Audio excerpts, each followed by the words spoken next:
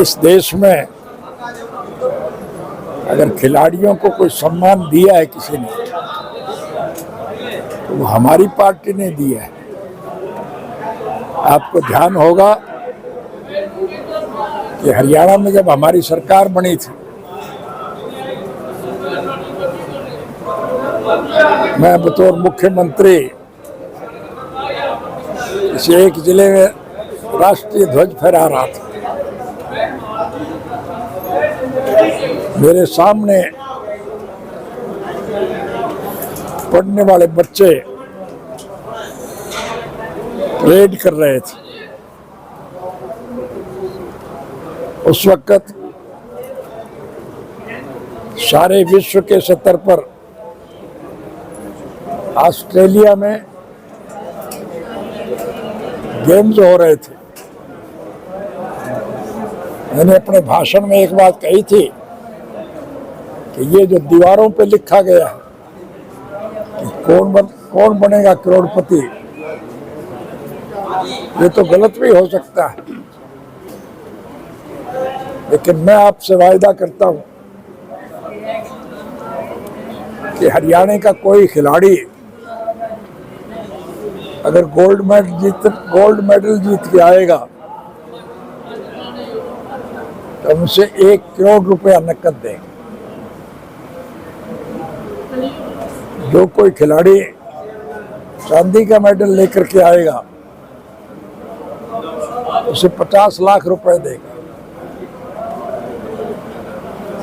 अब जो कोई कांस्य पदक लेकर के आएगा उसको 25 लाख रुपया देगा। हमारे देश की, हरियाणा प्रदेश की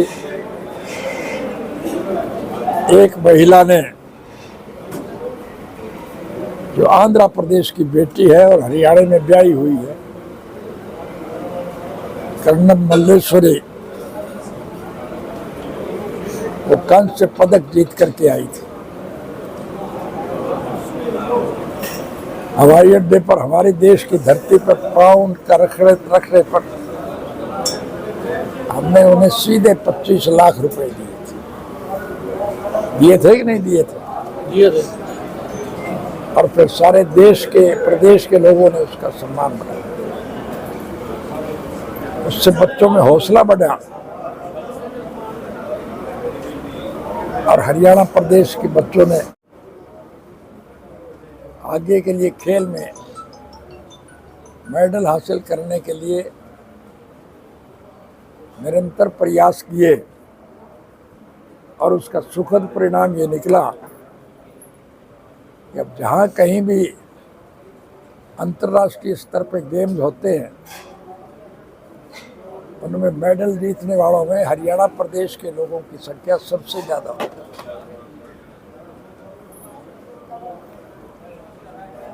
होती है कि नहीं होती? और कुछ फसलों के मुआवजे के नाम पर बड़ा फर्जीवाड़ा हुआ है सर। फसल किसी के नाम है और खाता किसी का दिया जा रहा है। इसके अलावा फसलों का प्रकृति के प्रकोप से नुकसान हुआ है, कहीं ओलावृष्टि से, कहीं झक्कड़ से। हम इस सरकार को इस बात के लिए अनुरोध कर रहे हैं, संघर्ष कर रहे हैं, लेकिन ये सरकार नहीं करेगी। हमारी सरकार बनने के बाद हम जिस किसी किसान का नुकसान हुआ है उसका मुआवजा देंगे।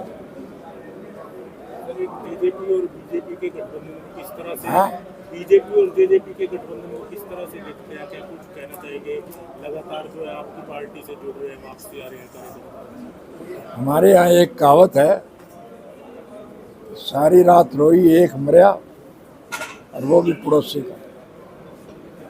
मैंने कहा आपको ये बातें मैं पहले कह चुका हूँ, उसको दोहराने से कोई लाभ है क्या?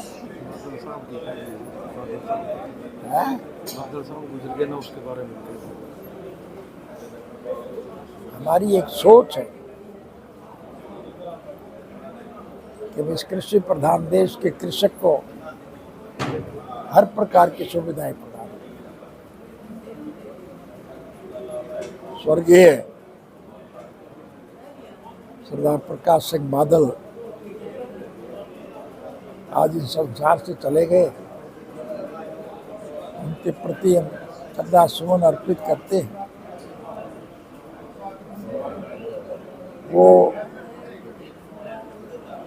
किसान के लिए अग्रणी नेता थे और मुल्क के आज़ाद होने के बाद इस मुल्क में उनको सबसे ज़्यादा जेल काटनी पड़ी। हिंदुस्तान में कोई भी ऐसी जेल नहीं होगी जिसमें बादल को ना रखा गया।